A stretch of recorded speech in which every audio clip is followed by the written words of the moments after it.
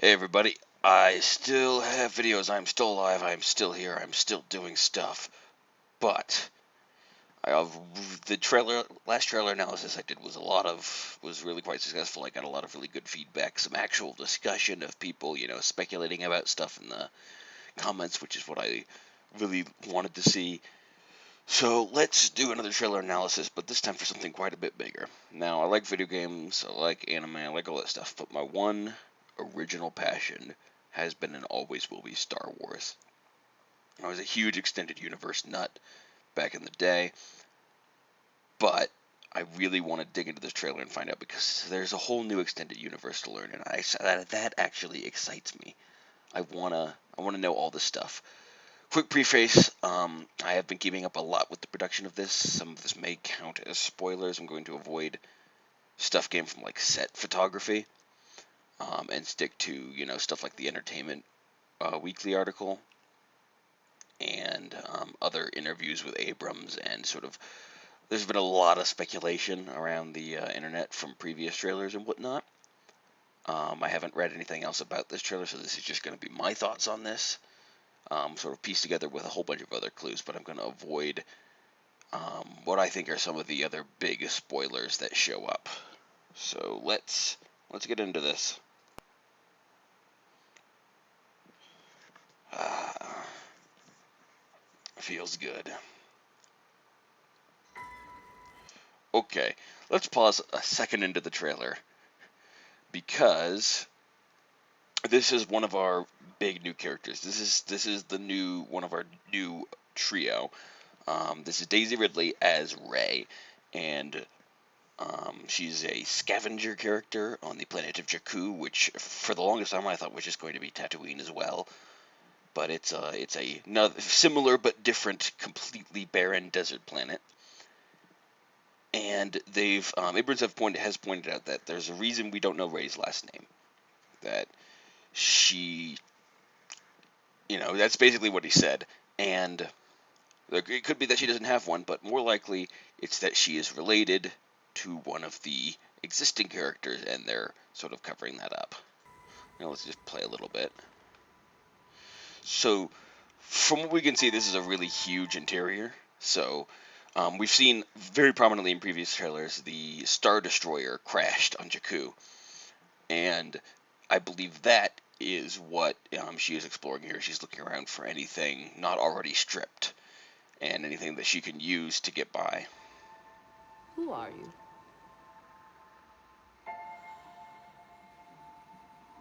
I'm no one. So one, BB-8 still adorable. He's very cute. Two, who are you? I'm no one.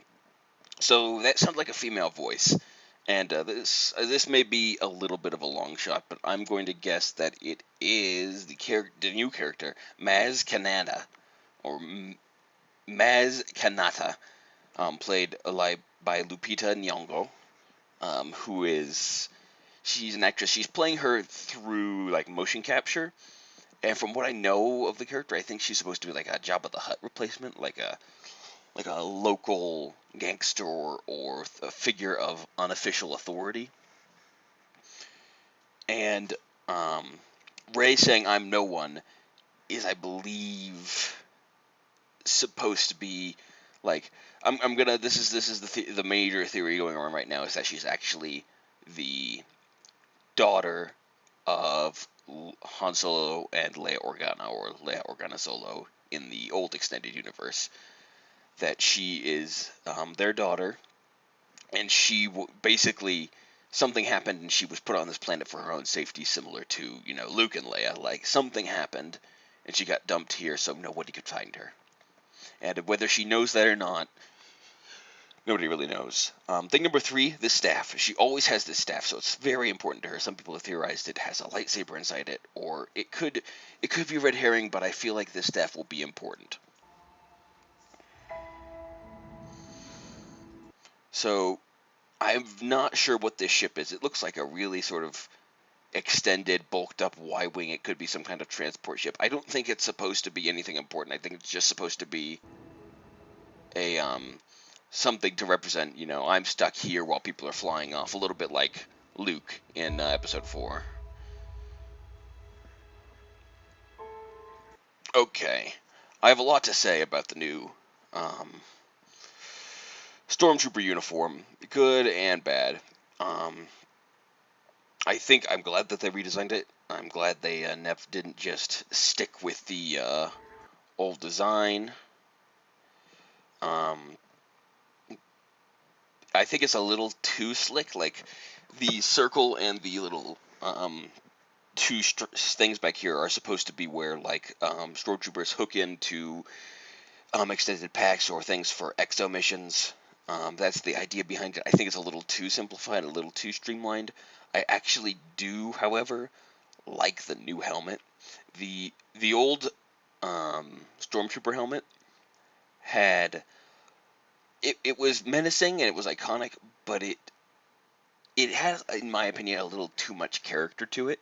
Like it looked a little too much like a face, like a funny face to me, and it took away from the sort of the stormtroopers menace, which was okay when they're a running joke if they can never hit anything. But for them to be like an effective military force and like be scary, I think the new design, which we'll see the front of in some later parts of the trailer, um, is very effective. So up here, so the new bad guys are known as the First Order, and Abrams has talked extensively about like the Empire was inspired by Nazis. These guys are like those theoretical Nazis that ran away to Brazil and kept the idea of the Reich alive. He said in some ways these are like this isn't the same organization, but they're carrying on the traditions of the Galactic Empire, which means that there's sort of an interpretation.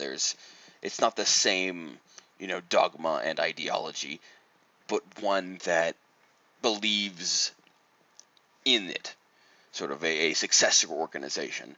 And we can see in this sea of stormtroopers up on stage, Gwendolyn Christie as Captain Phasma, which is the sort of the silverish stormtrooper right here. And I believe this is supposed to be Domhnall Gleeson as General Hux. Um, the what we believe to be the sort of master of the First Order is Andy Serkis as Supreme Leader Snoke. We haven't really seen any of the trailers. I believe that's supposed to be General Hux there. And you can see, if we scroll back a little bit, we can see some stormtroopers with modified gear, for different missions. And so they're not. So this looks more like an address before a mission is started and not just a military parade because some of them have different gear. They're not all in like military dress uniform. They're actually in their combat gear, which I don't know. I don't know what this is, but we can also see some laser turrets off to the side. I was raised to do one thing. Okay, this is our second of our big new trio. I was raised to do one thing. This is John Boyega as Finn.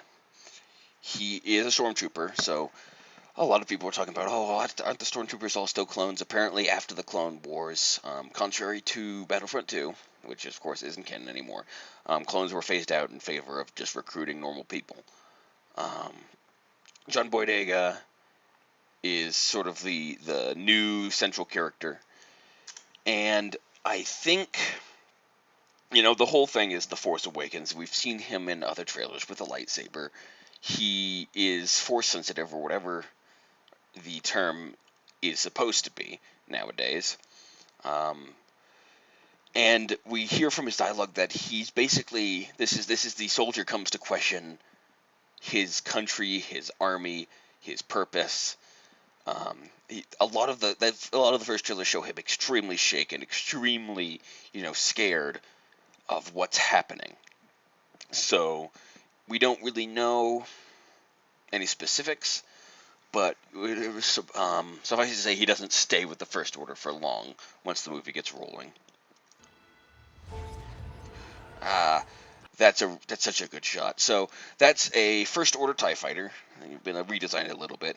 Can I just say that it's so typical that like First Order TIE fighter. Well, what makes it different from the Empire TIE fighter? Well, where it was white, we made it black. Where it was black, we made it white, and we added red. So let's make it super sinister.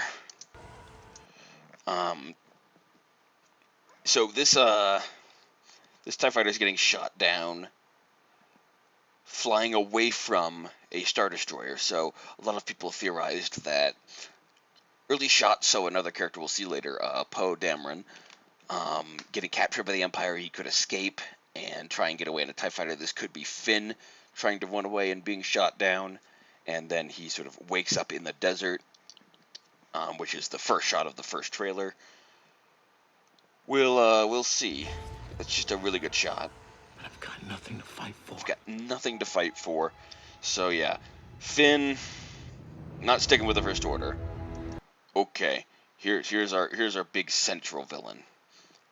And I'm going to talk about this red light a little later after this scene's over, but I think this is kind of important here. Nothing will stand in our way. That is a big, deep, gravelly voice. I will finish what you started. So, here's the one of the things that I think makes the new universe of the movies really different from the books. Because in the books, the Emperor dies. There's more and more skirmishes with the Galactic Empire and the Rebellion. Eventually, the Rebellion takes Coruscant from the Empire and establishes the New Republic, and everything goes relatively well. There's a lot lost along the way. There's way more battles. I'm simplifying stuff, but eventually the Rebellion becomes the new galactic government. From what we see a lot in these trailers, that's not what happens in the new canon. In the new canon, it looks like things kind of fall apart in the intervening 30 years between Episode 6 and Episode 7. And in general, there's just not a lot of information on what happened available. Not a lot of people even know what actually happened. Even the bad guys. So Kylo Ren is saying to the burnt Vader helmet, I will finish what you started. So Vader's redemption, very clearly not public knowledge, and he's saying this he's idolizing Vader and not the Emperor, which I think is a little telling. Just a little you can read a lot of stuff into that, but I'll just leave more of that for the movie.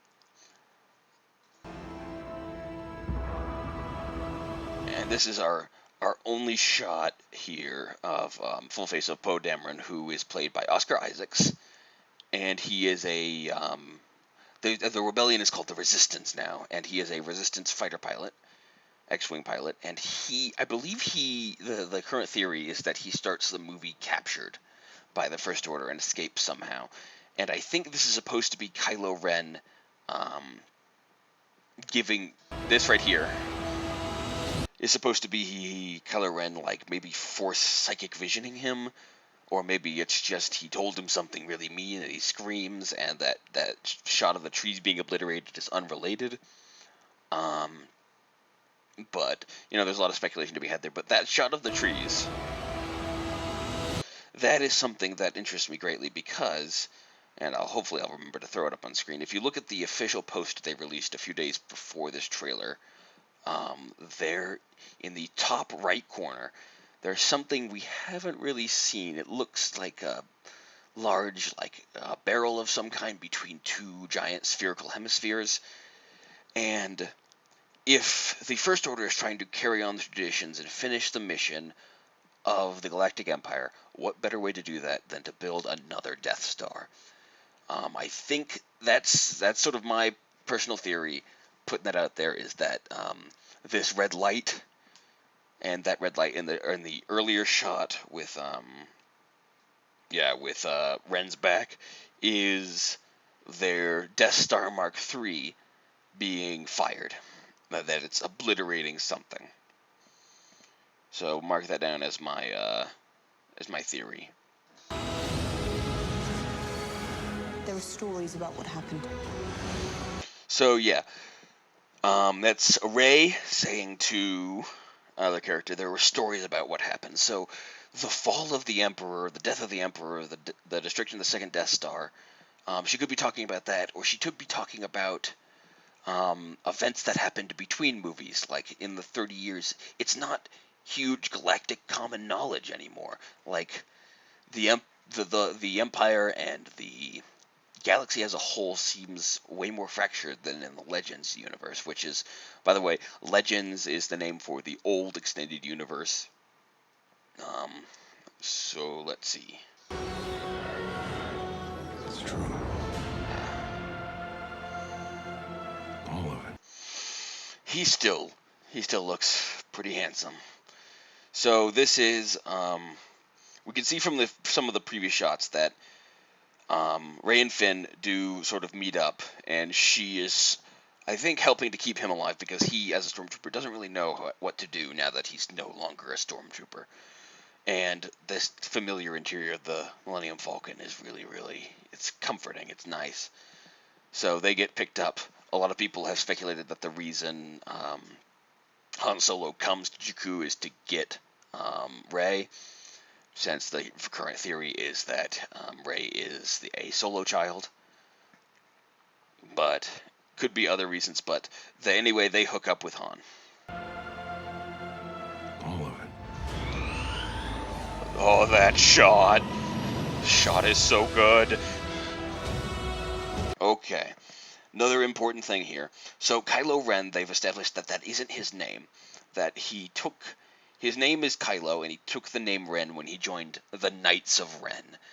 There's been a lot of speculation about what the Knights of Ren are. But these, I'm pretty sure it's connected to whatever these sort of vague figures are, that these are other Knights of Ren or perhaps attendants of Ren. We don't know a lot about what the Knights of Ren are, if they're a Sith organization, if they're a Jedi organization that Kylo or somebody else took control of. I've heard one theory that the Knights of Ren are what Luke Skywalker founded, trying to remake the Jedi Order, and he sort of lost control of the organization. That one feels likely, but I don't know if it's true. You know, I don't know if any of this is true. So this is they're in the rain, so we don't really know what planets it's on. We got a few glimpses of a few planets. Jakku, the desert. There's also this forest planet that we see a few X-Wing and TIE Fighter battles on, and we see a few shots in the woods about. The dark side. So there's Poe and Finn. At the very least, Poe seems to trust Finn. I don't know if Finn, I feel like Finn is sort of still feeling out his way in the world because everything he knows has sort of been ripped away from him. So, you know, he's trying to figure out what's what in the world. But at the very least, Poe seems to trust him, at the least in this point in the movie. The Jedi. So that's sort of surprising. That's such a good shot. I love this whole sequence. Okay, more stuff blowing up on Jakku. So the sort of the beginning of the movie is sort of speculated to be Finn abandons the First Order. He gets chased. He's running away, and this looks like he meets up with Rey, and they sort of are being chased. And this is, I think, TIE fighters doing like strafing runs on them in the Jakkuian settlement. So this appears to be more of the forest planet, like this little lumbering robot. All these flags and stuff. I had no idea what this could be for. This could be sorry. Let me look this up again real fast. Not good at pronouncing things.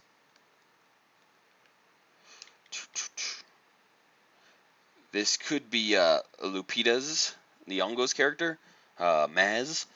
This could be the intro to this. This could be where Luke is, because Luke is nowhere to be seen in this trailer. The sort of the buzz is that he's become something went wrong after Return to the Jedi, and he basically became a hermit and abandoned everything else. So there's this nice, cute lumbering robot. I like BB-8 sort of giving it a wide berth. That one shot of the robot hand. I'm pretty sure that's supposed to be Luke. They're real. It could be something else, but we have this one shot of R2, and no shots of C-3PO. We know C-3PO is in the movie, and he's got a little bit of a redesign, but he hasn't been in any of the trailers. Probably because the trailers are going for such a serious tone. It's hard to do that with C-3PO. So this is Kylo Ren's shuttle. You can see, if you look at it, you can see the clear influence of the Lambda shuttle, which was very prevalent in the original series. It's got the sort of the two laser cannons off the side. It's foregone the central fin in favor of just two really long wings. You can see in some of the other shots from other trailers. And there's Gwendolyn Christie as Captain Phasma. That's good. Like the combination of the shiny stormtrooper armor plus the cape is really badass. They've redesigned the stormtrooper blaster rifle, the E11, so that it now has a constant stock. The thing under the barrel isn't supposed to be a grip. It's supposed to be a collapsible stock for more accurate shooting. But I guess they've just sort of turned it into a grip and added a full stock to the E11. And if you look, this is what I'm talking about. Like the new stormtrooper helmet feels a little more menacing, a little more aggressive than the goofy old one. The Force. So here, Finn, Chewie, and Han all apparently surrendering for something. I don't like that Chewie looks basically the same as he did in the original series. I think they should have gone with a sort of aged Wookiee, sort of grayish, maybe a different fur color. But then again, it's a only minor. It's called. I think this is supposed to be BB-8 in an X-wing. I don't know whose X-wing he would be in because BB-8 looks like he belongs to Rey, so maybe Rey hops in an X-wing as well. This whole swarm of TIE fighters here. To you. And there's that shot of Poe, sort of as a really frames him as sort of a successor to Wedge Antilles, which Wedge was always one of my favorite characters. He was a really kind of minor character, but I always liked him a lot. To you.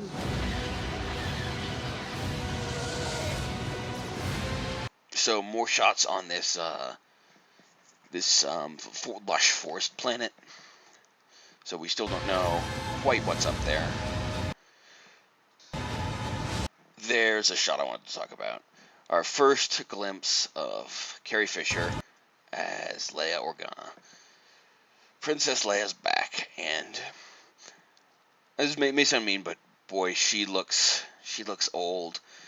Because they continued to draw people well into the extended universe. The extended universe, 30, 40 years after Return of the Jedi. And they sort of drew inspiration from how the movie stars aged. But even then, they sort of kept Princess Leia's face a little more young and just sort of added gray hair, which is something they did for Han Solo as well. And sort of seeing her as older Carrie Fisher it's a little bit of a shock, but them embracing so. Either something went terribly bad or they're seeing each other for the very first time in a long time. Don't quite know what the circumstances here, but it's good to see at least one of the other original trio here. And here's the other shot. Finn with what appears to be Anakin Skywalker's lightsaber. It's a good shot, and they appear to be on a forest planet, and it's snowing, so I don't know if it's the same forest planet from the previous shots, or if it's a different one. This could be Endor. Who knows? Oh, and quick shot. This is Kylo Ren, but notice he isn't wearing his helmet. So I think Kylo being unmasked, because we've seen him before. He's played by Adam Driver. We've seen him with his mask off in some shots from Entertainment Weekly. I think this is late when his, identity is revealed, who is Kylo Ren. This is sort of later on, his mask gets torn off, oh, it's you, maybe some moment like that, and then they fight. Just let it in. Just let it in, just let me have it. It needs to be 2 months from this date, like right now. I just need to fast forward in my life 2 months. So bad. Anyway, so I need to go get my ticket. Anyway, so that was my analysis and ramblings on the last Star Wars trailer. Let me know what you think. Do if you feel something's a big spoiler, do try to avoid leaving it in the comments. I know there are one or two big ones floating out around there from people just basically camcording the what happens on set. I try to avoid that kind of stuff, but go. What do you guys think? Just leave me your comments. And if you want more video game content, I will try to get to that soon. I have moved across the country. I'm no longer living near Jake and Daniel, so that's probably not going to be happening again anytime soon. A lot of my footage was corrupted, so I'm still trying to figure out what I'm able to do, much less what I want to do. But this was fairly easy to do.